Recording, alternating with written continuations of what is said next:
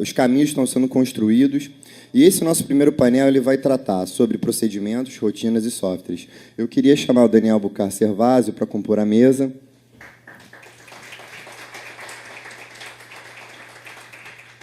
Eu fui estagiário do Daniel algum tempo atrás.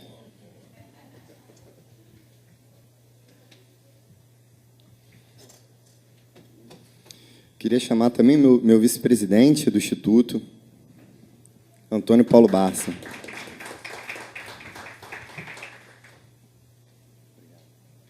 Doutora Fernanda Negreiros para compor a nossa mesa.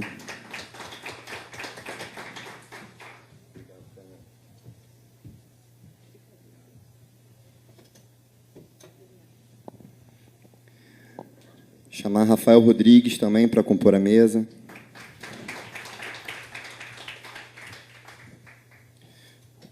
Pessoal, dessa apresentação inicial do Instituto, a gente vai, no decorrer da palestra, a gente vai falar um pouco mais sobre o que consiste o Instituto, quais são os produtos que o Instituto hoje está trabalhando e qual a ideia que a gente tem para crescimento. Mas, nesse primeiro momento, o primeiro painel, através de uma conversa, a gente decidiu construir a nossa fala de uma maneira orgânica. Então, a dinâmica vai ser um pouco diferente do olhar expositivo. Mas, primeiro, vamos fazer uma apresentação de quem está compondo a mesa, começando pelo Daniel.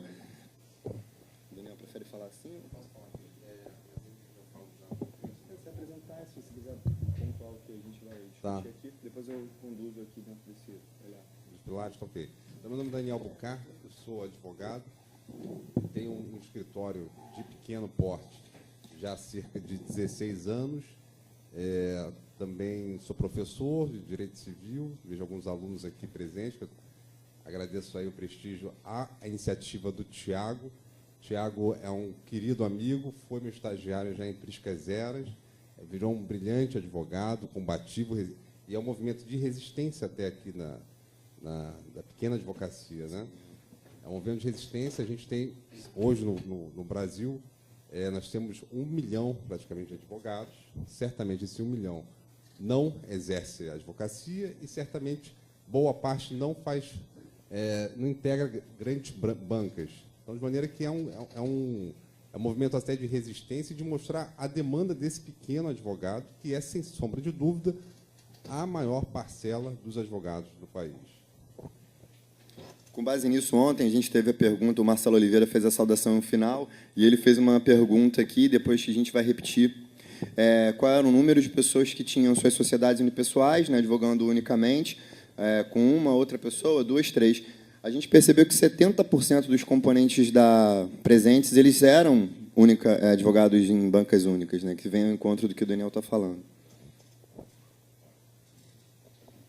Boa tarde, pessoal. É uma honra estar aqui novamente no segundo dia e ver que as pessoas estão aqui nessa sexta-feira interessadas em avançar nesse caminho, que é o caminho da gestão, da profissionalização da nossa advocacia. A minha contribuição para o painel de hoje é tentar conversar com vocês, de advogado para advogado, que já passou por esse desafio. Eu fundei a minha pequena banca há 15 anos atrás e, em determinado momento, eu tive muita dificuldade de traduzi-la como um negócio, né? Ontem, quem estava aqui presente pôde perceber que a gente tem toda uma dificuldade para escolher o tipo de negócio. Vou fazer uma sociedade, vou atuar sozinho. Então, a gente não aprende isso na faculdade e, quando a gente se dá por conta, a gente está cheio de afazeres, cheio de compromisso e não sabe lidar com isso. Então, eu praticamente, na época em que eu percebi esse problema no escritório, isso foi mais ou menos em 2004, 2005, eu estava um pouco sozinho. Não havia nenhum tipo de diálogo, nenhum tipo de movimento, de coligação, de escritórios. Sorte que eu tinha amigos como o Tiago e a gente sempre se ajudou, assim como outros. O que eu pude perceber? Chegou um dia em que meu escritório ele já tinha um certo movimento, já devia ter ali uns 50 clientes, uns 200 processos, mas era todo dia um dia estressante. Eu eu saía do escritório e tinha sempre uma lista de problemas para resolver, né? Daí eu parei e pensei, nossa, o que eu sou, né? O que é isso? Que negócio é esse? Então, partimos para a gestão. A gente traduziu para o papel tudo que era prática do escritório e que era passada verbalmente, né? Eu pude perceber que era assim que funcionava no pequeno escritório. Então, eu me lancei no desafio, junto com a minha equipe, na época, a gente era umas 6 pessoas, de construir, de colocar no papel os procedimentos. Então, para fazer isso, uma dica que eu dou para vocês, a gente tem que dividir a gestão. Nós temos que separar ela em 4 compartimentos, 4 pilares ou áreas, que por mais que depois a gente ache isso óbvio, a gente não enxerga isso quando está lá no olho desse furacão de problemas, né? E que áreas são essas? A área de atendimento ao cliente, onde vai funcionar também toda a atividade de marketing, os painéis posteriores ao de agora, vai tratar isso muito bem. Temos aqui profissionais de gabarito do marketing. Mas a área do cliente, que eu falo, é a área de cadastro também. Eu percebi que no meu escritório eu tinha muito cliente que sequer não estava cadastrado, né? Então, muito antes da gente pensar num programa jurídico, um software, a gente tem que procedimentar coisas básicas como atendimento ao cliente, né? Eu instituí lá no escritório uma regra: um caso só é um caso quando tem uma ficha de atendimento. Parece básico, mas a gente não faz ficha de atendimento no escritório pequeno. A gente senta, atende o cliente, quando ele já deixa aquele pagamento. Eu sou da época do cheque, né? Aquele chequinho ali na mesa. Agora, até tem outras formas de cobrança. A gente adota lá no escritório, por exemplo, boleto bancário. A gente acha melhor, porque a gente até controla, as saídas ficam ali visualizáveis em relatório. Mas, no começo, é assim, né? A gente atende o cliente, fica aquele, eu chamo de mato, né? Aquela pilha de documento do lado ali daquele cliente, e aquilo simboliza aquele cliente. Só que, com o tempo, isso não é possível. Então, a gente tem que implementar procedimentos de atendimento ao cliente. E lá no escritório a gente tem 3 partes: a parte do cadastro, que é esse atendimento, a parte da contratação, e depois todo um setor de comunicação, onde o software é muito útil, porque permite a geração de relatórios personalizados, né, com o processo ou a demanda que ele tem, né. E, além dessa parte de clientes, a gente desenvolveu toda a parte de produção, que é onde se dá a entrega do serviço jurídico. E, no começo, foi tudo de forma manual, até que a gente chegasse ao nosso primeiro, que, inclusive, é o que nós usamos até hoje, o nosso software. Não vou falar o nome dele, porque ele também não me ajuda em nada financeiramente, não convém. Mas é um software assim, bem acessível, não é nenhum empecilho em termos de... Não vou falar, não ganhei nada, não vou falar. Mas dali foi assim, quando eu aprendi a gerar relatórios, né, como que estão os processos parados há 30 dias. Então, antigamente, eu fazia uma coisa artesanal. Eu tenho um hábito de, aos domingos, fazer esse primeiro procedimento da área de produção, que é a lista de compromissos, né? Então, eu ia lá, pegava, ia do processo 1 até o último processo. E demorava horas, demorava 3, 4, 5 horas. Então, com a tecnologia, é possível você listar os seus processos que estão parados e começar a classificar os compromissos que você precisa para ele. Exemplo, diligência, né? O processo está ali com uma juntada de petição há 2 meses e nada acontece. Bom, lá no meu escritório, a maioria das vezes, nós estamos pelos autores das demandas. A gente também advoga para empresas, mas o nosso forte é as demandas de pequenos detentores de fortunas, toda aquela questão que envolve os direitos patrimoniais, etc. Então, eu preciso fazer o processo andar. Eu peticiono, eu tenho que fazer o processo ir à conclusão. Eu preciso colocar no meu relatório de compromisso, lá a gente chama de fluxo de compromisso, esse tipo de diligência também. Diligências também, numa fase muito importante, aquela fase final, a famosa agilização do mandado de pagamento, do alvará, etc. Então, o software é muito importante para o controle dos processos. Eu não vejo como prosperar uma banca de advocacia sem um software, né? Tomara que eles estejam me ouvindo aqui agora para me dar uma força também lá no escritório. Mas, fazendo essa propaganda, né, eles são muito úteis. E eu vou passar a palavra para dois monstros, né, dessa prática, que é a Fernanda e o Rafael. Um dialogou com o outro, né? A Fernanda é uma excelente advogada e ela conseguiu traduzir do mundo real para o mundo prático todas essas questões que envolvem o dia a dia do escritório, para o Rafael desenvolver um excelente software. Então, passar a palavra para eles falarem um pouquinho. O que a gente propõe aqui hoje é responder, talvez, questões que vocês tenham, dúvida que vocês tenham, bem pontuais, a gente dizer como é que isso pode ser feito em termos de procedimento e rotinas.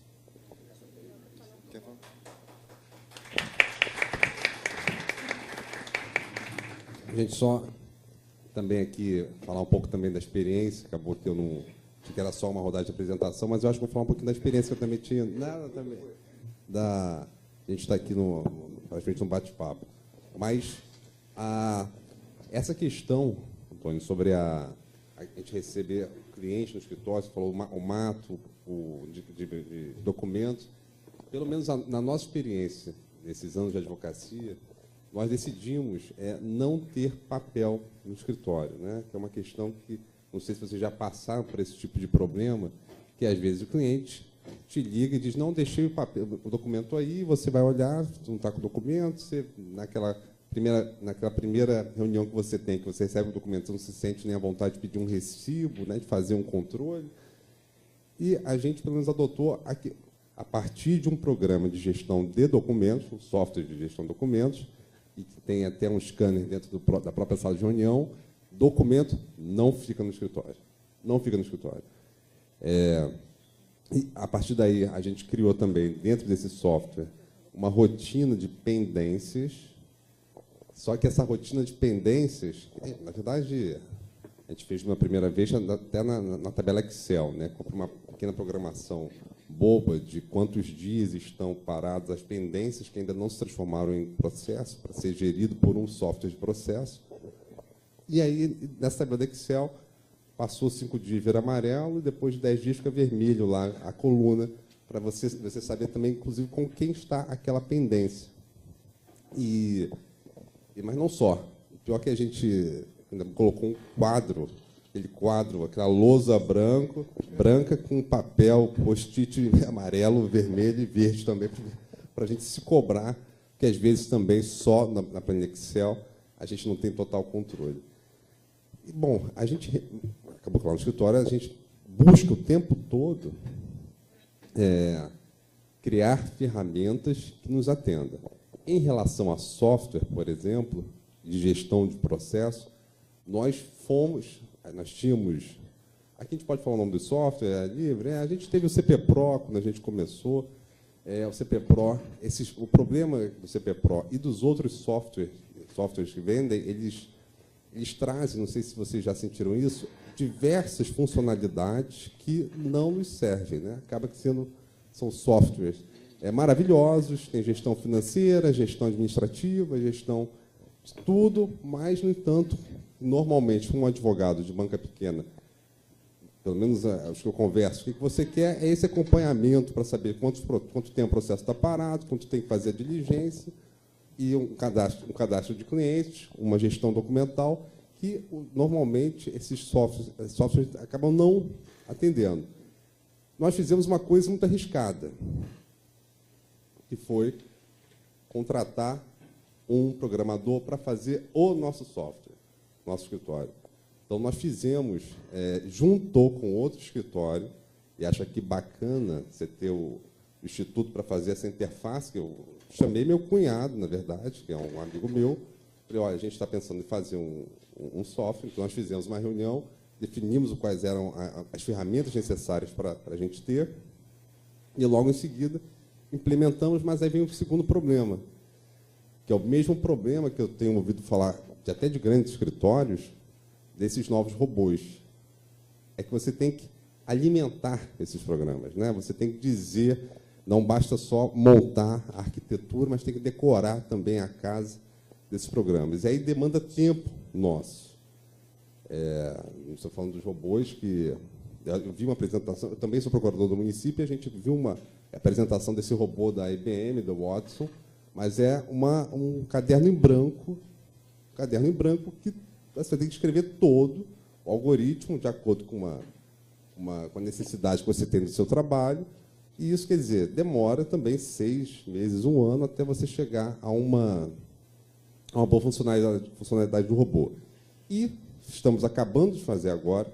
Bom, só para terminar, a questão da gestão processual. Esse software que nós fizemos foi muito bom. Deu muito certo. Nós temos boas informações lá, temos boa gestão de documentos, de processos, só que nessa história da gente não ter tempo de continuar desenvolvendo, junto com o desenvolvedor que nós chamamos, nós não temos a questão do acompanhamento processual. Isso a gente não conseguiu fazer. E aí, talvez, é um risco que nós corremos, que nós não chegamos a esse ponto de desenvolver que os softwares de prateleira, eles têm.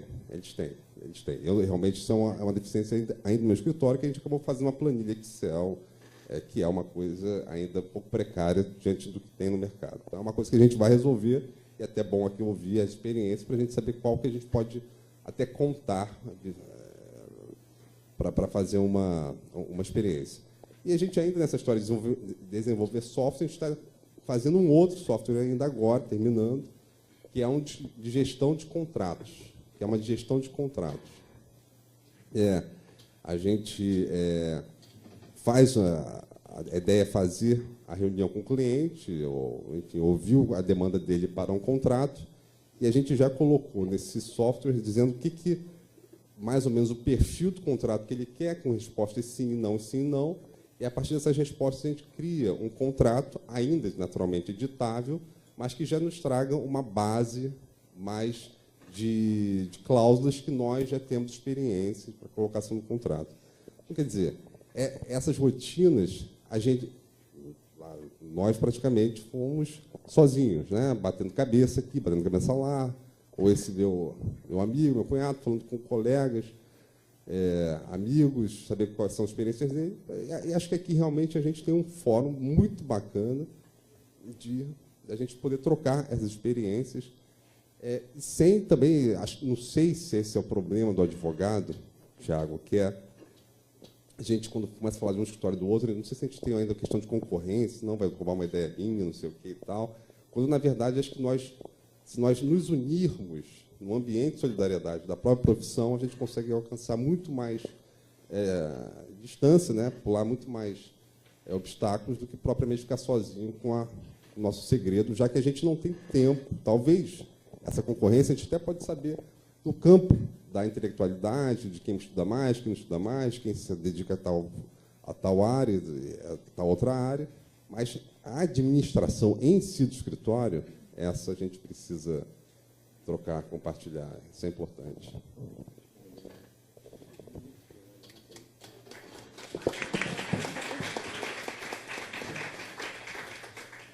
Ju, você me ajuda? Levar o microfone ali? Que a gente já aproveita. Só para fazer essa, antes de apresentar o Rafael e a Fernanda, enquanto a Juliana leva uma pergunta, que eu acho que essa tem que ser a dinâmica que a gente tem que construir. Obrigado, Ju.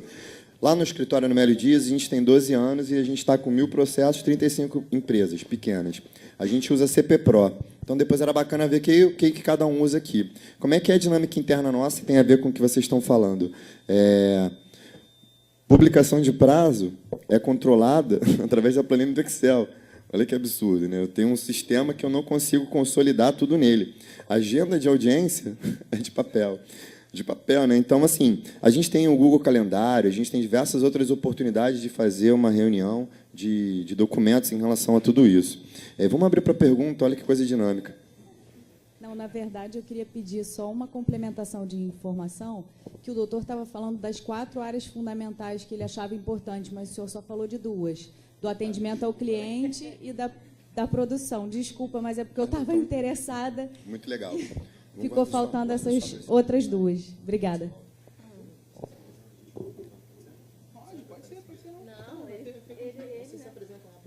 Não, deixa ele responder. Perdão, é que a gente aqui fica um pouco nervoso, né? Eu sou advogado, eu estava vendo aqui, eu estava quase falando ali da tribuninha, fico mais à vontade, e aí eu me perdi. Tem a área de cliente, a área da produção, você tem que organizar a produção, que dia que eu vou fazer petição inicial, prazo é prazo, né? Prazo é o inimigo do advogado, né? Eu escutei isso lá atrás na prática jurídica e até hoje eu estou com isso na cabeça. Mas é assim, cliente, produção, financeiro e RH ou pessoas, né? No clientes, cadastro, contratação e a comunicação, e também as atividades e as ações de marketing. A produção é a forma que a gente vai organizar o trabalho do nosso escritório, né? Aquilo que a gente mais gosta de fazer. A parte financeira também é muito importante, porque, por mais que a gente não se dê conta, a primeira área de gestão que é criada é a financeira, é onde os sócios se encontram, é onde você está ali realmente praticando sua primeira parte numa possível gestão. É ali onde a gente vai fazer nosso plano de contas, que pode ser em Excel, contas a pagar, contas a receber, fluxo de caixa, orçamento e os demonstrativos de resultado. A gente tem que fazer um balanço todo mês, a gente tem que fazer um balanço anual, a gente tem que saber para onde é que a gente está indo, aonde a gente está ganhando, etc. E a parte final de pessoas é muito importante, porque quando a gente cresce, vou contratar um estagiário, vai ser meu assistente, vou contratar uma secretária, daqui a pouco a gente pensa em advogado associado, mas a gente não prepara essa área. Essa área de pessoas é onde a gente vai ter a parte do plano de carreira. É muito importante. Mas para que eu vou fazer um plano de carreira se eu sou do, como a gente denominou aqui ontem, bloco do eu sozinho? Mas espera aí, você vai querer ser sozinho? Você não sonha que seu escritório cresça?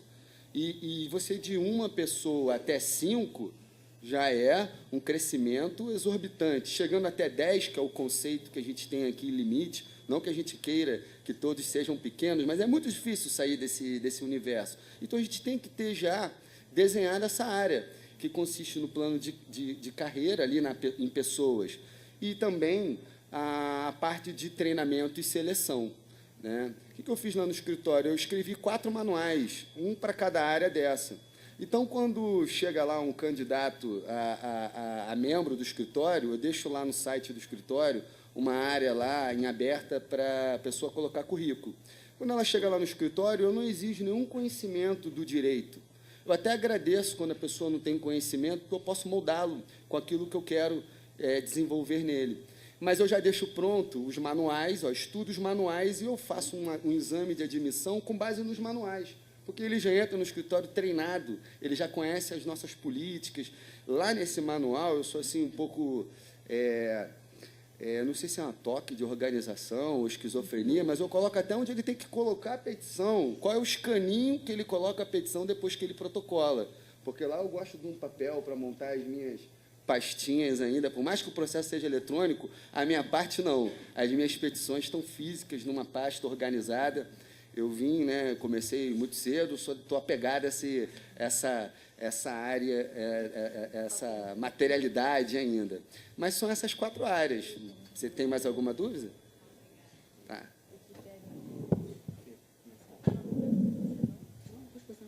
Doutora Fernanda. Então, eu sou a Fernanda, eu sou sócia do escritório Gondim Albuquerque Negreiros. É um escritório de contencioso de alto volume, tem 15 anos de mercado. Lá no escritório, eu sou gestora da operação jurídica operacional. Mas estava ouvindo o que eu estava falando?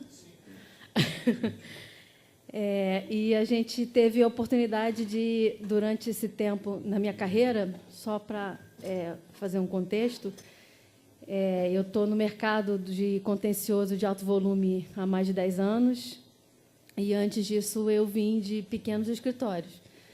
E as dores iniciais são as mesmas, né?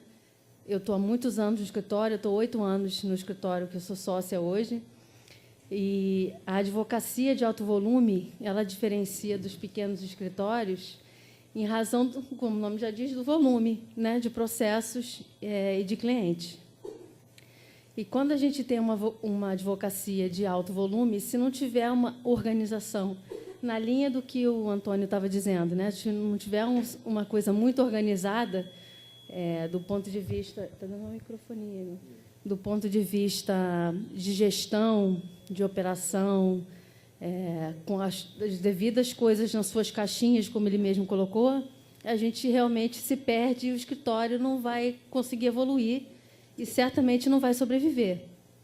Então, pela experiência, pela até a mudança da advocacia durante esses anos todos, a gente conseguiu construir um escritório sólido, baseado em organização, em métodos que ajudassem na produção e na eficiência do que é entregue, porque, apesar da gente falar em contencioso de alto volume, chamado de contencioso de massa, os clientes atuais do contencioso de massa esperam de nós, escritórios de massa, entrega de escritório pequeno, né? Entrega o que a gente chama de escritório de boutique, né? Aquela massa antiga de 10 anos atrás, o famoso copia e cola, embrulha e manda, isso não existe mais na advocacia de hoje. O escritório que certamente atua assim não vai sobreviver nesse mercado. Então, a tecnologia veio para o nosso escritório como um meio de sobrevivência para que a gente pudesse ser eficiente e mantivesse uma qualidade de alto nível para conseguir se manter no mercado. Sem a tecnologia, dificilmente a gente ia estar no patamar que a gente está hoje, porque o uso da tecnologia é fundamental.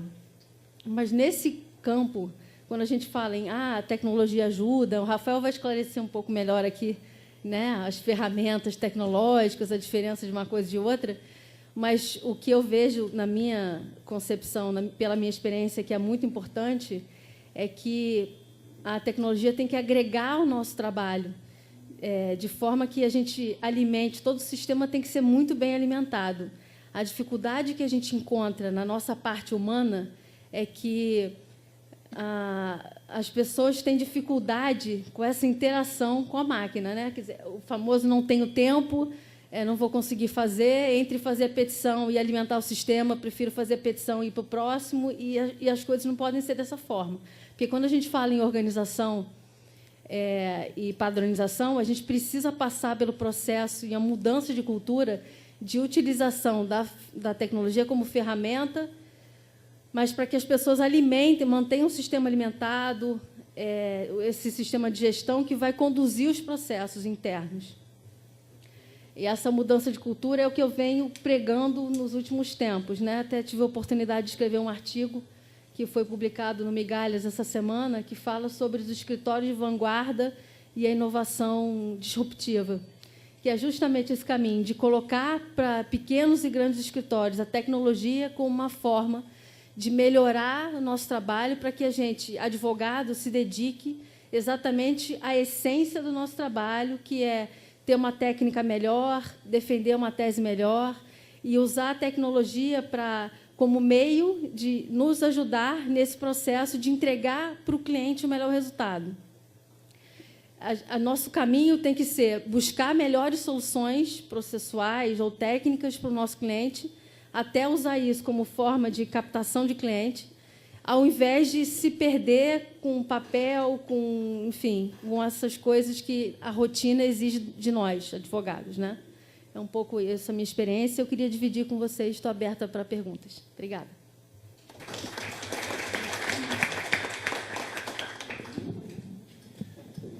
Rafael. Bom, meu nome é Rafael. Eu sou aquele cara que não é o advogado da mesa. Eu sou de TI. Vim para essa área por uma questão assim incidental. Minha mãe é advogada. Me levou para trabalhar no escritório dela quando eu era adolescente ainda, tinha, sei lá, 16, 17 anos, e me apresentou. Tá ouvindo? Tá beleza? E aí, com 16, 17 anos, ela me apresentou o fichário. O fichário é aquela coisa, né, cheia de número de processo que eu tinha que carregar até o fórum e até aquele corredor, acho que é o segundo corredor, né, digitar o número do processo, sai uma tripa. Quem tem menos de 40 anos não vai saber o que era isso, mas sai uma tripa imensa. Eu voltava aquele rolo de tripa para o escritório, aí cortava as tripas, olhava na pasta se a tripa era igual à tripa anterior, né? Aí, se a tripa fosse igual, eu jogava a tripa fora, deixava a tripa anterior lá. Se fosse diferente, trocava pela tripa nova. E, com um mês, com a minha mãe, eu queria matar aquele fichário. Eu achava aquilo uma coisa horrorosa. Porra, você tem que ir até o fórum, tirar o andamento do processo e tal. E sempre gostei muito de informática, como hobby, né? Na adolescência, já programava desde muito cedo, por questões assim, de curiosidade mesmo. E fiz um sisteminha para acompanhar o andamento dos processos usando um appletzinho, que quem for muito antigo vai lembrar que o TJRJ colocou um applet azul do lado esquerdo para fazer busca processual. E eu comecei a usar isso. Falei, olha só, mãe, eu não preciso mais ir no fórum. Eu posso fazer daqui. Ela não acreditou. Ela falou, não é assim que as coisas funcionam. Pô, olha só, você vai... Hã? Ela adorava. E, pô, era na Presidente Vargas. Eu tinha que andar até o fórum, pô. A parada não era legal, né? E, assim... E tem muita gente que diz que a necessidade é a mãe da invenção, mas eu acho que a preguiça é um motor maior, né? E aí, eu acho que esse é o grande ponto do direito. O advogado é aquele cara que estuda para o litígio. Ele é o cara preparado para brigar. Ele é o cara que vai, poxa, ter um oponente. E na minha caminhada, embora eu tenha ficado, né, trabalhei com a minha mãe, aí saí, fui dar aula de programação. Em 2004, eu voltei para o escritório para ministrar um curso, acabou que eu virei gerente de TI de lá e fiquei 7 anos lá, numa banca grande. Saí de lá, voltei para a TI para trabalhar com segurança, entrei em projetos de segurança de banco, de concessionária de energia, telefonia.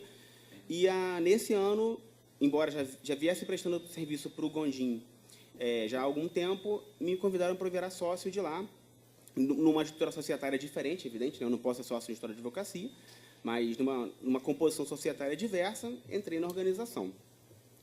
Nesse período em que eu fiquei fora do direito, eu lidei com diversos outros profissionais, mas eu não encontro, junto a engenheiros, a bancários, a médicos, a vontade pelo litígio que tem o advogado. O advogado acha que todo mundo é oponente dele. O pequeno histórico acha que o pequeno histórico vizinho é inimigo dele. O pequeno histórico acha que o grande histórico é inimigo dele. O grande histórico acha que o pequeno histórico é inimigo dele. E todo mundo acha que o judiciário é nosso inimigo. O que, de certa forma, é verdade, porque você pega uma petição, você prepara uma peça, você protocola essa peça, e você lê a sentença e, porra, o cara não leu o que eu escrevi. Assim, ele não se deu o trabalho de ler meu argumento.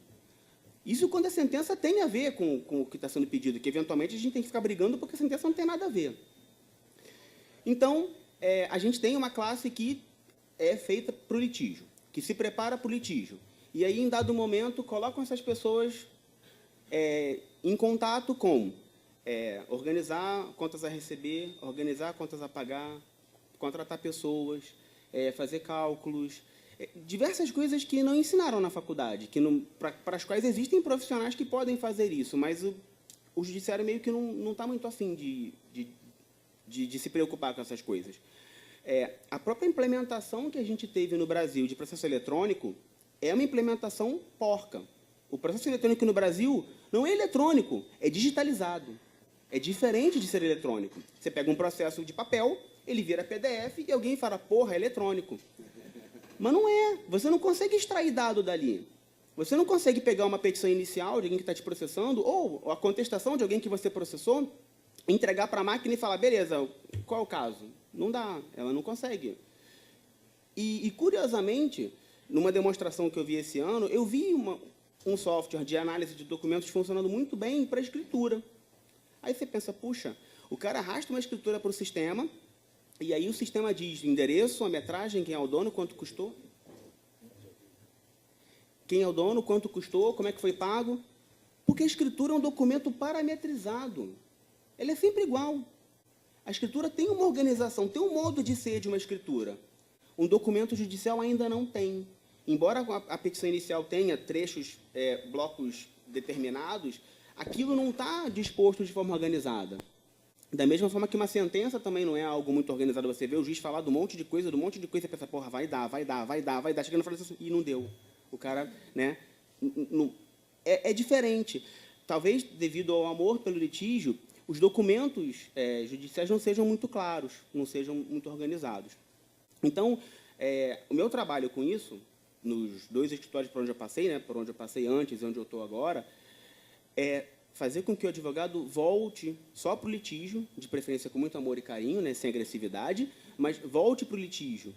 E que a máquina consiga ajudar o advogado a advogar melhor. Muita gente diz, em meios de comunicação, porque isso gera clique, isso gera audiência, dizer, existe inteligência artificial e o advogado vai morrer. Isso não vai acontecer.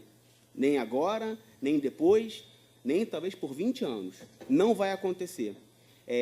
Mesmo ainda, aí a gente pegando em inglês, né, onde existe mais evolução tecnológica para a interpretação de documentos e fala, ainda é muito difícil o cara conseguir fazer o telefone dele entender tudo o que ele quer fazer. Quanto mais a máquina entender um texto jurídico. Então, essa ideia de que existirá um sistema onde você vai arrastar inicial para lá, ele vai dizer para você do que se trata, ele vai buscar no banco jurisprudencial aquela demanda, vai dizer para você, dentre aquelas demandas que ele encontrou, qual é o melhor argumento para rebater aquela demanda, dentre esse argumento, verificar o que reforma ou não reforma na turma e te dizer, olha só, cara, esse aqui é o melhor argumento. Isso não vai acontecer. Embora muita gente venha dizendo que isso é o caminho, não é ainda e está muito, muito, muito, muito longe de ser. A tecnologia vai entrar e está entrando para tornar o nosso trabalho mais eficiente. A robotização, e nisso, talvez pelo nosso poder de desenvolvimento, a gente tem vários robôs lá no escritório, são para fazer o trabalho do advogado ser mais fácil. Inclusive, algo que a gente vem conversando com o Thiago, que inclusive eu quero aproveitar para agradecer, esqueci de agradecer o Thiago, cara que a gente começou a se relacionar por outros motivos, ele é o pai da minha sobrinha, ex-marido da minha irmã, e um cara guerreiro, assim, excelente pessoa, e uma das coisas que a gente quer aproximar com o Instituto é, eventualmente, dividir soluções tecnológicas nossas, porque, assim, a gente não vai... isso não é algo que... Não é um segredo, não se trata de questão de patente e tal. A gente acha que é importante que a coisa evolua de forma orgânica, então a gente tem algum interesse em dividir isso. A empresa, né, tem no grupo um braço tecnológico, e a robotização, os robôs que a gente desenvolveu, são para facilitar o trabalho. Exemplo rápido. Um advogado faz uma contestação. No nosso caso, eu falo contestação porque a gente, eventualmente, está pelo réu, geralmente, né? Faz a contestação. E, normalmente, esse cara tem que entrar no tribunal, e aí, vamos lá, são 27 estados, cada um com um TJ, cada um com um tribunal de trabalho, cada um com um tribunal federal, e, eventualmente, cada um com um sistema. Ok, o trabalhista é um sistema só, mas os tribunais cíveis, basicamente, cada estado tem o seu. Bom, se você estiver no Espírito Santo, são 3. Tem o primeiro sistema, aí, não, esse aqui não está legal, vamos fazer o segundo, fizeram o segundo, aí agora o último é o que o CNJ recomendou. Então, você precisa mandar aquela petição que você fez para o tribunal. E aí, um tribunal tem limite de 2 MB, outro tem de 4 MB, outro tem limite de 5 MB, outro você assina antes, o outro assina depois. Isso é um inferno. Não é legal trabalhar assim. Então, nosso robô faz o seguinte, ele recebe a petição em PDF e assina. O seu robô faz assina, pá, se conecta ao TJ, fatia a petição no tamanho que o TJ acha legal, porque cada TJ acha uma coisa diferente, não há um padrão, né? Deveria haver um padrão, mas não há um padrão. E aí, faz o protocolo da petição e depois manda para o advogado lá o recibinho da contestação protocolada. Como os nossos clientes são grandes, eles exigem que a gente trate no sistema deles também. Então, nosso robozinho vai lá e manda a contestação para o sisteminha do nosso cliente. E também gera um retorno disso. Então, aquele advogado que estudou 5 anos, desculpa, que estudou 5 anos, para fazer uma contestação bacana, ele se limitou a fazer a contestação bacana. A gente não colocou o cara para ficar esperando o upload, para ficar esperando aquele arquivo voltar, para ficar esperando. Cara, trabalho administrativo é perda de tempo, é espera. É uma pessoa olhando para o computador, esperando o computador fazer alguma coisa. Então, a tecnologia, ela entra, está entrando e vai continuar entrando mais para tornar o trabalho do advogado mais rápido, mais produtivo. E, eventualmente, torná-lo um advogado melhor. Mas nunca, jamais, em hipótese alguma, por mais que vocês leiam por aí, não tem a menor chance de substituir o advogado. Mesmo com o investimento, né, o brasileiro é um povo bem adepto do litígio, mesmo na questão de, eventualmente, ter uma justiça sem advogado, que também a gente vê, né, acontecer, vai ter conciliação, vai ter mediação, então não vai ter, né, o advogado, não vai ter... o consumidor vai virar lá para a empresa que prestou serviço. O consumidor vai virar para a empresa que prestou serviço e vai resolver isso sozinho. Isso não vai acontecer em larga escala. Nem o consumidor está preparado para formatar a demanda dele e nem a empresa está preparada para atender a essa demanda do consumidor. O advogado e vai continuar sendo necessário. A gente não está vendo isso acontecer em lugar nenhum do mundo. Não tem esse movimento. Então, assim, muitas vezes a gente vê notícias alarmistas, colocações que não são feitas da melhor maneira, meio que levando para esse lado, mas isso não vai acontecer. Tá. E é isso, assim, a ideia é fazer meio que um debate para a gente trazer as dores das pessoas e, eventualmente, obter soluções e tentar mostrar como a tecnologia pode ajudar o trabalho de todo mundo sem ser uma ameaça, porque ela não é uma ameaça. É isso.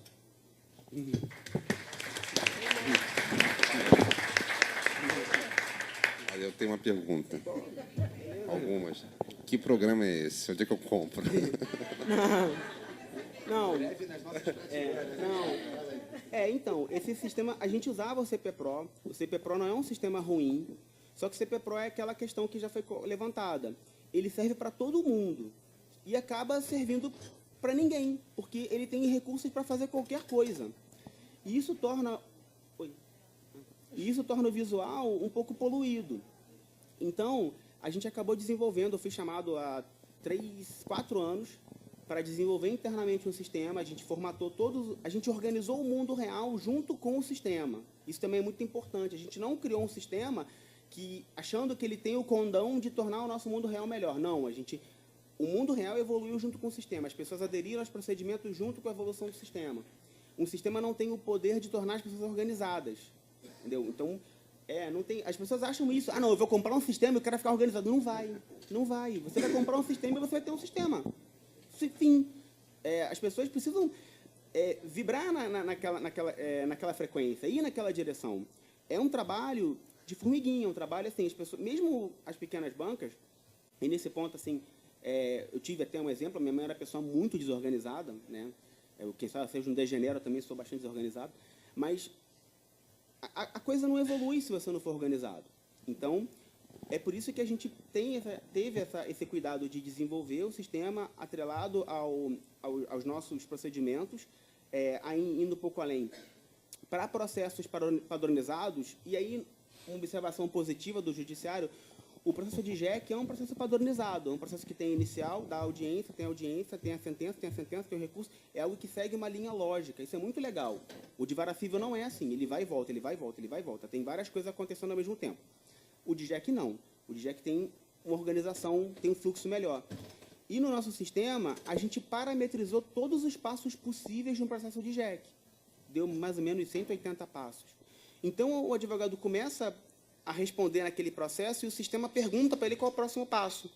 Ele oferece para o usuário quais são as alternativas a partir daquele passo onde ele está. Isso facilita o nosso controle de prazos também, de providências. Então, assim, o sistema, respondendo à pergunta, o sistema é o nosso sistema. A gente desenvolveu um sistema que pretende, de alguma forma, era um projeto para 2019, mas de alguma forma isso meio que ir para o mercado. A ideia é essa, não para esse momento, mas a ideia é que isso vá para o mercado em alguma escala. Oi. Claro. Boa noite.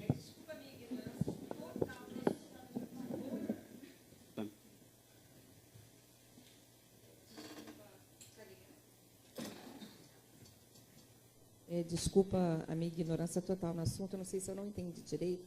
Já existe um sistema que faz, que protocoliza para a gente, para os tribunais, é isso? O nosso sistema, no nosso escritório, o nosso sistema próprio, no nosso escritório, tem essa função. A gente foi meio que obrigado a desenvolver isso para minimizar os erros. Pensa bem, a gente tem um volume muito grande, então se o advogado comete uma falha no protocolo, não adianta ter sido a melhor contestação. Então, assim, a gente penou muito, a gente penou muito para desenvolver isso, mas a gente tem uma solução no nosso sistema que faz isso. Que seria, no caso, como você falou, da parte de um robô, no caso. Isso, é um robô. Como é que ele funciona? Como é que o robô funciona? Ele recebe, de um lado, uma inserção de informação, que, no caso, o advogado vinculou aquela contestação naquele processo e deu um comando na página do processo de protocolar aquela petição. Isso coloca esse documento numa fila, o robô processa essa fila, ele se loga no TJ, ele usa, né, no caso, aquele certificado digital, o X159, né, que vocês têm, usa o certificado, chama o programa de assinatura, assina a petição, eu tenho aí um documento assinado, aí por isso que esse ponto é meio delicado, porque é muito interno, né, a gente assina com o nosso certificado, mas loga no site do tribunal, verifica o tamanho do PDF, fatia se for necessário, e vai no menu, clica lá sozinho, clica no menu lá para protocolar, coloca os dados, busca o processo, abre a página de protocolo, indica o arquivo, sobe o arquivo. A gente pegou todos os passos que um humano dá junto ao site e parametrizou para a máquina dar esses passos, ler as respostas e dar os próximos passos. Foi... Oi? Todo mundo quer. Oi? Então, no nosso caso, o nosso robô de protocolo não tem GRERD, porque a gente protocola uma peça que é free, né, que é a contestação e o recurso. O recurso tem. O recurso, ele... Aí, nesse caso, é manual, mas a contestação é automática. Mas não é difícil colocar o número da GRERD lá, porque se quando eu... exatamente. Se quando eu vinculo o arquivo lá, se o sistema perguntar para o cara, esse documento tem um número de guia, eu digito o número de guia, e isso vai ser informado lá na frente pelo robô, né? Então, assim, não é nenhum bicho de sete cabeças também colocar essa funcionalidade. Mas, Rafael, é possível a gente, que tem pequena banca, ter acesso a isso sem um valor astronômico? Porque é nosso medo, né? Nossa, vai ter como a gente... Então, a ideia Oi? Não, então, a ideia, assim, a ideia não era fazer uma propaganda, uma venda, assim. É uma vontade que surgiu de várias conversas que a gente teve com o Tiago, que ele para agregar valor ao Instituto. E a gente pode, eventualmente, trabalhar numa ferramenta que funcione apartada, que, para quem já tem sistema, para quem não está interessado num sistema novo, tenha um portal, um site, algum lugar onde você possa, pelo menos... colocar a tua contestação num formato adequado para subir para o TJ. Isso já seria uma coisa interessante também, um passo inicial.